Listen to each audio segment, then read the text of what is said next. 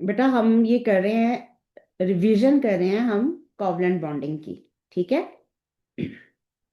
तो triple covalent bond आज हमने रिव्यू करना है। इसमें देखें कि ट्रिपल कोवलेंट बॉन्ड जो होता है ना, 3 pairs of electrons are shared. Total 6 electrons जो है ना, वो हम शेयर करते हैं।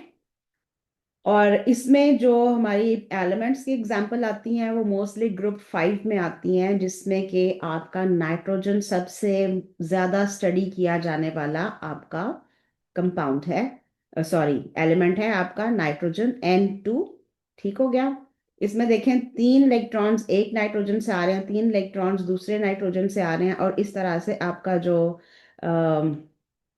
ट्रिपल कोवलेंट बॉन्ड है वो कंप्लीट हो रहा है। और उसके साथ ही आपके नाइट्रोजन के आउटर शेल के 8 इलेक्ट्रॉन्स भी कंप्लीट हो रहे हैं। ठीक, ग्रुप 5 में आप देखें 5 आउटर इलेक्ट्रॉन्स होते हैं, और उनको 3 इलेक्ट्रॉन्स की ज़रूरत होती है आउटर मोस्ट शेल कंप्लीट करने के लिए।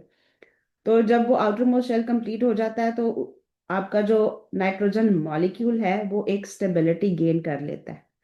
और कंपाउंड्स में एग्जांपल आती है इथाइन की, कि इसमें 2 कार्बन्स होते हैं जो आपस में ट्रिपल कोवलेंट बॉन्ड के साथ अटैच होते हैं। म्यूचुअल शेयरिंग ऑफ इलेक्ट्रॉन्स हो रही है। 3 इलेक्ट्रॉन्स एक कार्बन शेयर कर रही है इस तरह से, और 3 कार्बन जो है 3 इलेक्ट्रॉन्स दूसरी कार्बन शेयर कर रही है, और एक एक इलेक्ट्रॉन जो है वो इनका हाइड्रोजन के साथ शेयर हो रहा है। तो इस वजह से इनका जितना भी है आउटर शेल वो 8 इलेक्ट्रॉन्स के साथ कंप्लीट हो रहा है, कार्बन्स का और हाइड्रोजन का जो है वो डुप्लेट कंप्लीट हो रहा है by sharing 1 pair of electrons. तो हाइड्रोजन के पास एक इलेक्ट्रॉन होता है, वो हमेशा ही सिंगल कोवलेंट बॉन्ड बनाती है, और वो हमेशा ही किसी ना किसी एंड पे ज्वाइन होती है। हाइड्रोजन कभी भी सेंटर में नहीं आती। क्यों? इसलिए कि उसके पास इलेक्ट्रॉन ही एक है, और उसने मोस्टली एक इलेक्ट्रॉन गेन करना है या एक इलेक्ट्रॉन उसने लूज करना है। तो जिनमें ग्रुप 6 के एलिमेंट्स है ना, जैसे 2 इलेक्ट्रॉन्स चाहिए हैं जिनको, वहां पे आपके 2 इलेक्ट्रॉन्स शेयर होने के साथ साथ वो सेंटर में आ जाते हैं, जैसे ऑक्सीजन होती है वाटर में, या ऑक्सीजन होती है अल्कोहल्स में।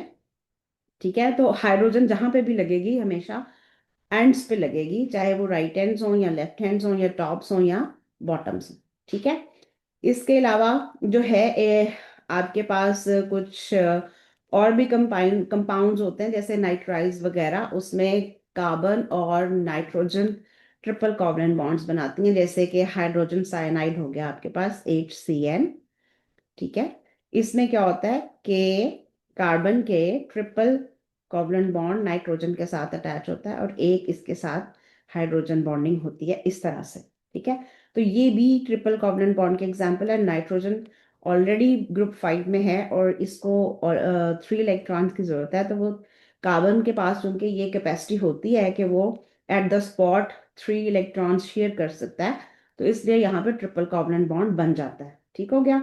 तो ये एग्जाम्पल थी आपके डिफरेंट एलिमेंट्स की और कंपाउंड्स की, कि कोवलेंट बॉन्डिंग जो है उसके डिफरेंट टाइप्स हैं, और वो एलिमेंट्स में भी होती हैं, वो कंपाउंड्स में भी होती हैं। ठीक, बट कीप इन माइंड कि ये दोनों जो आपकी बॉन्डिंग्स हैं, ionic bonding, they are always between positive and negative ions, and these positive ions are mostly the metals except hydrogen ion and ammonium ion। ठीक है। उसके बाद जो है आपका जो कोवलेंट बॉन्डिंग है, इसमें आपके पास जो है सिर्फ और सिर्फ नॉन मेटल्स होती हैं, और वो आपस में म्यूचुअली शेयरिंग ऑफ इलेक्ट्रॉन्स के साथ अपना आउटर मोस्ट शेल कंप्लीट करती हैं और बॉन्ड बनवाती हैं। ठीक हो गया। ओके, उसके बाद हमने देखना है intermolecular forces. intermolecular forces. Intermolecular forces, these are the weak forces of attractions between two molecules। देखो जब एक मॉलिक्यूल बन जाता है ना, फिर जब उसका आउटर मोस्ट शेल कंप्लीट हो जाता है, जैसे कि आपके पास यहाँ पे ये वाटर का एक मॉलिक्यूल शो हो रहा है। ठीक है। आप देख सकते हैं कि ये हाइड्रोजन जो हैं वो हमारी वाइट के साथ, और ऑक्सीजन जो है वो येलो कलर के, सॉरी रेड कलर के साथ आपको यहाँ पे नजर आ रही है। ठीक है। तो इससे क्या होता है कि ये एक पूरा एक यूनिट है। अब इसका जो आपकी स्पेस है या आपकी अराउंड में जो भी इसकी सराउंडिंग्स हैं, इसको अब उनसे कोई लेना देना नहीं है। लेकिन इसके बावजूद भी क्या होता है कि आपकी जो मॉलिक्यूल्स हैं वो एक दूसरे के साथ अटैच होते हैं, अट्रैक्ट होते हैं with the help of weak intermolecular forces of attractions. इसकी टाइप्स बिल्कुल भी नहीं है हमारे सिलेबस में, ए लेवल्स में पढ़ेंगे, ठीक है। लेकिन वीक इंटरमॉलिक्यूलर फोर्सेस की पहचान ये होती है कि वो डॉटेड लाइन से शो होती हैं, जैसे कि यहाँ पे आपको शो की हुई हैं। ये डॉटेड लाइन से शो होती हैं, इनके ऊपर क्रॉस इसलिए लगाए हुए हैं कि ये वीक इंटरमॉलिक्यूलर फोर्सेस हैं। जब आप हीट करते हैं किसी भी वाटर को स्पेशली, तो वाटर को हीट करने से वो लिक्विड से जो है वो गैस में कन्वर्ट होता है। तो ये वीक इंटरमॉलिक्यूलर फोर्सेस ब्रेक होती हैं, ना कि वाटर का मॉलिक्यूल ब्रेक होता है। मॉलिक्यूल के अंदर जो है वो स्ट्रॉन्ग फोर्सेस ऑफ अट्रैक्शन यानी कि कोवलेंट बॉन्डिंग होती है, जिसमें कि म्यूचुअल शेयरिंग ऑफ इलेक्ट्रॉन्स हुई होती है। तो ये क्या चीज डिस्क्राइब करती हैं आपकी वीक इंटरमॉलिक्यूलर फोर्सेस? ये आपके जो हैं मेल्टिंग पॉइंट्स, बॉइलिंग पॉइंट्स और आपका जो मॉलिक्यूल्स का स्ट्रक्चर है उसको डिफाइन करती हैं, ठीक है। वाटर हो गया सिंपल मॉलिक्यूल, मीथेन हो गया सिंपल मॉलिक्यूल, क्लोरीन हो गया सिंपल मॉलिक्यूल। तो सिंपल मॉलिक्यूल्स होते हैं, उनकी फोर्सेस ऑफ अट्रैक्शन जो है वो इतनी स्ट्रांग नहीं होती और उनके मेल्टिंग पॉइंट्स और बॉइलिंग पॉइंट्स लो होते हैं। उसके अलावा जो है आपका कुछ जाइंट मॉलिक्यूलर फोर्सेस होती हैं आपकी, जो आगे पढ़ेंगे हम, जाइंट मॉलिक्यूल्स में पढ़ेंगे, ठीक है। लेकिन यहाँ पे हमने वीक इंटरमॉलिक्यूलर फोर्सेस शो करनी है। जैसे वाटर का स्ट्रक्चर यहाँ पे बनाया हुआ है, ये आपको जो सॉलिड लाइंस नजर आ रही हैं ये आपकी हैं स्ट्रॉन्ग फोर्सेस ऑफ अट्रैक्शंस, और आपकी जो डॉटेड लाइंस हैं वो है weak intermolecular forces of attractions, ठीक है।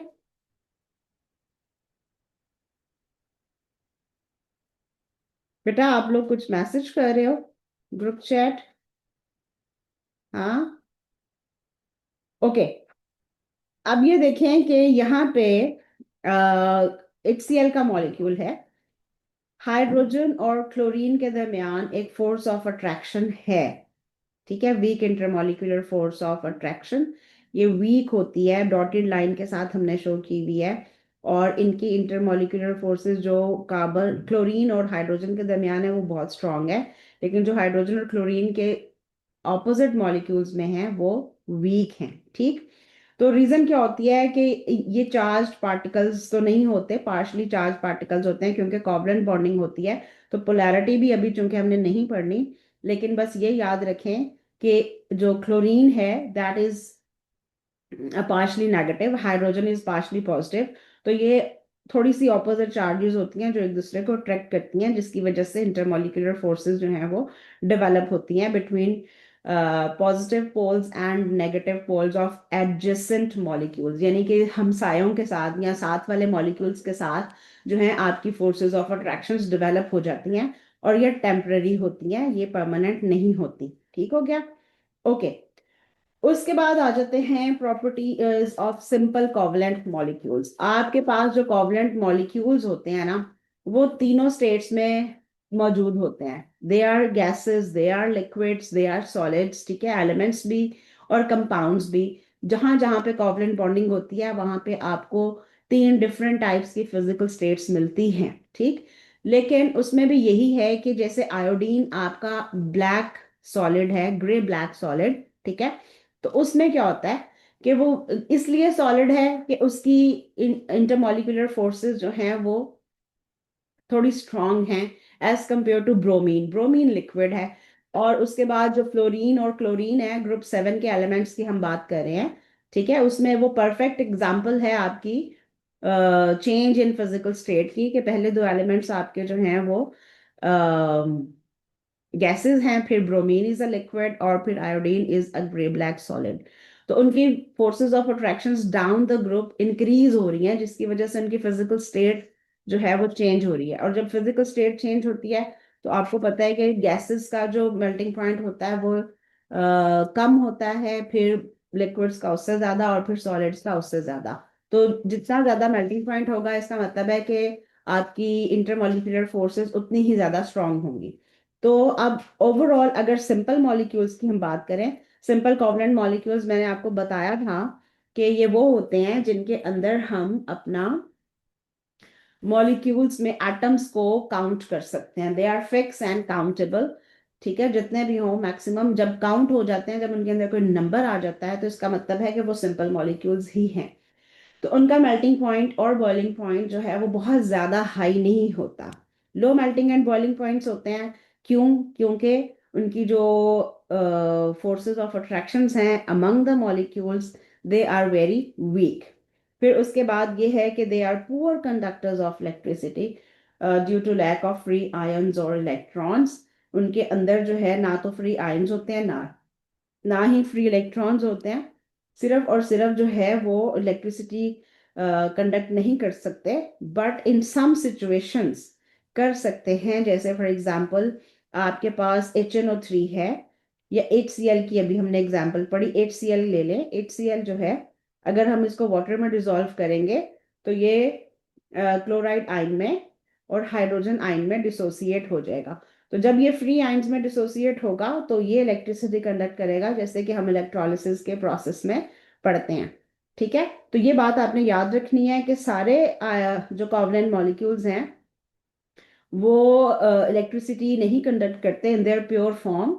लेकिन अगर कुछ सब्सटेंसेस ऐसे हैं जो वाटर में अगर डिसॉल्व हो जाएं तो फिर वो इलेक्ट्रिसिटी कंडक्ट कर सकते हैं। और इसकी बहुत अच्छी सी एग्जांपल जो है ना, वो एसिड्स हैं। ठीक है, एसिड्स एसिड जो है ये वाटर में जाके हाइड्रोजन आयन रिलीज करते हैं, तो फ्री आयंस हो जाते हैं, तो ये इलेक्ट्रिसिटी कंडक्ट कर सकते हैं। ठीक है, तो इसमें जो है आपने ये बात ध्यान से याद रखनी है कि आप जो हैं इसमें कर रहे हैं, इलेक्ट्रिसिटी कंडक्ट हो रही है अगर ये आयन फॉर्म में आ रहे हैं। ठीक हो गया? ओके, नेक्स्ट चलते हैं। नेक्स्ट है हमारा डायमंड। ये अब आ गया है आपके जाइंट मॉलिक्यूलर स्ट्रक्चर्स। ठीक है, जाइंट मॉलिक्यूल का वर्ड जो है वो बेसिकली सिंपल मॉलिक्यूल के साथ ही यूज होता है, लेकिन इसको हम कह देते हैं जाइंट मॉलिक्यूलर स्ट्रक्चर। हमारे सिलेबस में इस तरह से मेंशन है, but basically it should be a giant structure. क्योंकि मॉलिक्यूल जो है वो एक फिक्स्ड अमाउंट ऑफ एटम्स उसमें मौजूद होते हैं।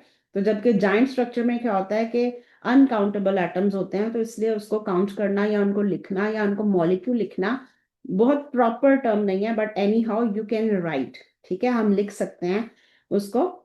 तो अब इसमें सबसे पहले हमने एग्जाम्पल स्टडी करनी है डायमंड की। डायमंड का स्ट्रक्चर जो है वो आपको आना चाहिए, और इसके यूजेस, इसकी प्रॉपर्टीज जो हैं, स्ट्रक्चर और प्रॉपर्टीज हमेशा एक दूसरे से लिंक कर रही होती हैं। ठीक है, हमेशा एक दूसरे से लिंक कर रही होती हैं स्ट्रक्चर और प्रॉपर्टीज। समटाइम्स एग्जाम में आपको प्रॉपर्टीज दी हुई होती हैं तो स्ट्रक्चर पूछा होता है, और समटाइम्स स्ट्रक्चर दिया होता है और प्रॉपर्टीज पूछी होती हैं। अब स्ट्रक्चर का क्या मतलब है? स्ट्रक्चर का मतलब ये है कि आपका जो मॉलिक्यूल है वो सिंपल है या जाइंट है। आपका जो गिवन सब्सटेंस है वो सिंपल है या जाइंट है। ठीक है, तो अगर जाइंट होगा तो उसकी प्रॉपर्टीज कुछ और होंगी, और अगर प्रॉपर्टीज जाइंट वाली हैं तो डेफिनेटली उसका स्ट्रक्चर आपने जाइंट ही लिखना है। तो ये अभी आप पास पेपर्स करें ना इसके, तो फिर मैं देखती हूँ कि आप लोग उसको सही से फॉलो कर रहे हैं कि नहीं। सबसे पहले जो डायमंड का स्ट्रक्चर है ना वो टेट्राहेड्रल होता है। ठीक है, उसके जो है वो टेट्राहेड्रल स्ट्रक्चर होता है उसका। और उसमें क्या होता है कि एक कार्बन जो है वो दूसरी 4 अदर कार्बन्स के साथ अटैच होती है, और उसमें कोई फ्री इलेक्ट्रॉन नहीं होता, कोई वीक इंटरमॉलिक्यूलर फोर्स नहीं होती, और वो हार्डेस्ट सब्सटेंस होता है आपका स्क्रैच के हवाले से, कि इसको कोई स्क्रैच नहीं कर सकता डायमंड को। और जो इसका एक पर्टिकुलर यूज है वो ये है कि it is used in a cutting tool. बहुत सारे बच्चे एग्जाम में इसको लिख के आते हैं जी कि ज्वेलरी में यूज होता है डेफिनेटली, बट वो कोई रिकग्नाइज्ड यूज नहीं है आपके सिलेबस के हवाले से। अगर आप वो लिख के आएंगे तो उसका कोई अवार्ड नहीं मिलेगा आपको। तो mostly it is used as a cutting tool in grills, in drill machinery. ठीक है, और उसके अलावा जो ग्लास कटिंग के टूल्स होते हैं, कटर्स होते हैं, उनमें भी ये यूज होता है। तो basically due to the hardness of diamond, ठीक है, डायमंड की हार्डनेस की वजह से हम इसको as a cutting tool use करते हैं। ठीक है, यहां तक मुझे बताइए अगर कोई इशू है तो।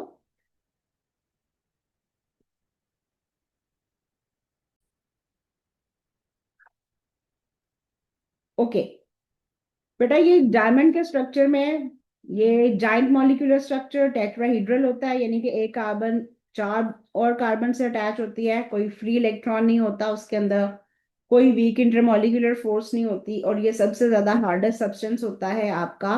और इसको हम यूज करते हैं एज अ कटिंग टूल। ठीक है, हार्ड होता है, चीजों को स्क्रैच करता है, तो इसलिए क्या करते हैं, इसको हम यूज कर लेते हैं एज अ कटिंग टूल। ठीक है, हर एक आपके पास जो भी कोई एलिमेंट या कंपाउंड होगा ना बेटा, उसके प्रॉपर्टी के हिसाब से हम उसको यूज करेंगे। ठीक है, उसकी प्रॉपर्टी के हिसाब से हम उसको यूज करते हैं। अब ये देखो, ये डायमंड था हमारे पास और ये ग्रेफाइट था। ये डायमंड का स्ट्रक्चर दोबारा से लिखा हुआ है। ठीक है, ये डायमंड का स्ट्रक्चर यहाँ पे दोबारा रिपीट किया हुआ है मैंने। आपका ग्रेफाइट और डायमंड जो है, ये दोनों कार्बन से मिलके बने होते हैं। दोनों जो है एलोट्रॉप्स होते हैं एक दूसरे के, लेकिन एलोट्रॉप्स एज इट इज आपके सिलेबस में कहीं डिस्कस नहीं हुए। तो वैसे मैं आपको बता देती हूँ कि एक carbon and graphite they are allo sorry diamond and graphite they are both allotropes of carbon.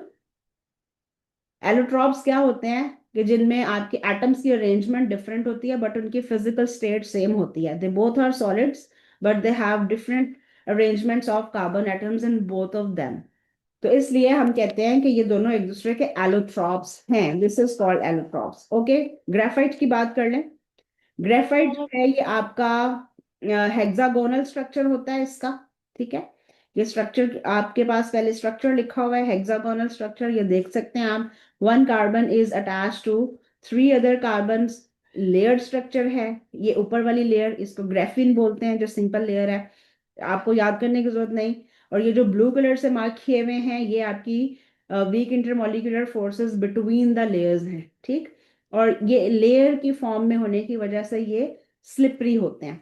फिर ये कि वीक इंटरमॉलिक्यूलर फोर्सेस होती हैं बिटवीन द लेयर्स, और इसकी प्रॉपर्टी क्या है कि हाई मेल्टिंग पॉइंट है, सॉफ्ट एंड स्लिपरी है, और कंडक्टिविटी ऑफ इलेक्ट्रिसिटी है due to free electrons. The only non metal which conducts electricity due to the presence of the free electrons. ठीक है, तो ग्रेफाइट इलेक्ट्रिसिटी कंडक्ट करता है, diamond नहीं करता। ये बहुत दफा कंपैरिजन में क्वेश्चन आता है कि बताएं जी कि डायमंड क्यों नहीं इलेक्ट्रिसिटी कंडक्ट करता बल्कि ग्रेफाइट करता है। तो एक ही आंसर है उसका कि डायमंड में कार्बन के चारों इलेक्ट्रॉन्स जो हैं वो बॉन्डेड होते हैं, कोई भी इलेक्ट्रॉन फ्री नहीं होता। लेकिन ग्रेफाइट में कार्बन के तीन इलेक्ट्रॉन्स बॉन्डेड होते हैं, एक इलेक्ट्रॉन फ्री होता है।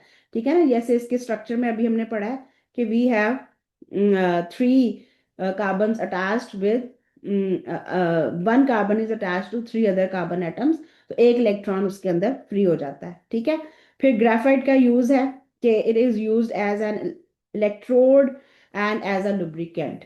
इनर्ट इलेक्ट्रोड के तौर पे यूज होता है ये इलेक्ट्रोलिसिस में, और वैसे ओवरऑल इसको एज अ कंडक्टर यूज करते हैं हम बहुत सारी डिफरेंट जगहों पे। तो इलेक्ट्रोड का मतलब कंडक्टर ही होता है, लेकिन बेसिकली इसको हम यूज करते हैं टू ट्रांसफर द चार्ज। जब हमने कहीं चार्ज ट्रांसफर करनी होती है, जैसे आयंस आते हैं आपके इलेक्ट्रोड्स के ऊपर और अपनी चार्ज ट्रांसफर कर देते हैं या डिस्चार्ज हो जाते हैं, पॉजिटिव आयंस जो हैं वो जीरो पे आ जाते हैं और इस तरह नेगेटिव आयंस भी जीरो पे आ जाते हैं। तो ये इलेक्ट्रोड्स होते हैं जो उनको चार्ज ट्रांसफर करने में या डिस्चार्ज करने में हेल्प करते हैं। उसके बाद ये जो आपको फुटबॉल जैसा स्ट्रक्चर नजर आ रहा है, दे आर कॉल्ड एज बकी बॉल्स। इनको बकी बॉल्स कहते हैं। ठीक है, तो अब जो जाइंट मॉलिक्यूलर स्ट्रक्चर्स होते हैं, इनके अंदर कोई वीक फोर्स ऑफ अट्रैक्शन नहीं होती। इसका स्ट्रक्चर नहीं है आपके सिलेबस में। ठीक, लेकिन ये जस्ट एक जाइंट मॉलिक्यूलर स्ट्रक्चर आप कह रहे हैं, लेकिन ये जाइंट भी नहीं है। बकी बॉल बेसिकली इसमें 60 कार्बन होते हैं, तो ये इतना बड़ा स्ट्रक्चर नहीं होता। उसके बाद जो नेक्स्ट स्ट्रक्चर है that is silicon dioxide. Oxygen और सिलिकॉन से मिलके बना हुआ है। Structure is similar to diamond. Each silicon is attached to two oxygen atoms. ये इसके एम्पेरिकल फॉर्मूला के हिसाब से आता है, ठीक है, SiO2। और प्रॉपर्टीज में हाई मेल्टिंग पॉइंट है and poor conductor of electricity है due to lack of free electrons, और आइंस तो इसमें होंगे नहीं, ऑब्वियसली कोवलेंट कंपाउंड है, ठीक। तो ये कुछ सिमिलैरिटीज आ जाती हैं आपके एग्जाम में, पूछ लेते हैं कि डायमंड और उसका सिलिकॉन डाइऑक्साइड का स्ट्रक्चर बताएं, तो दोनों में ही आपका जो है वो टेट्राहेड्रल स्ट्रक्चर है, दोनों में ही वीक इंटरमॉलिक्यूलर फोर्सेस नहीं है, और उसमें कार्बन होती है, डिफरेंस उसमें कार्बन होती है, इसमें सिलिकॉन और ऑक्सीजन होता है, ठीक है। तो इसके साथ कोवलेंट बॉन्डिंग जो है वो हमारी कंप्लीट हो गई है। नेक्स्ट फिर हम देखते हैं कि इसमें मेटालिक बॉन्डिंग जो है वो हमारा नेक्स्ट लेसन होगा।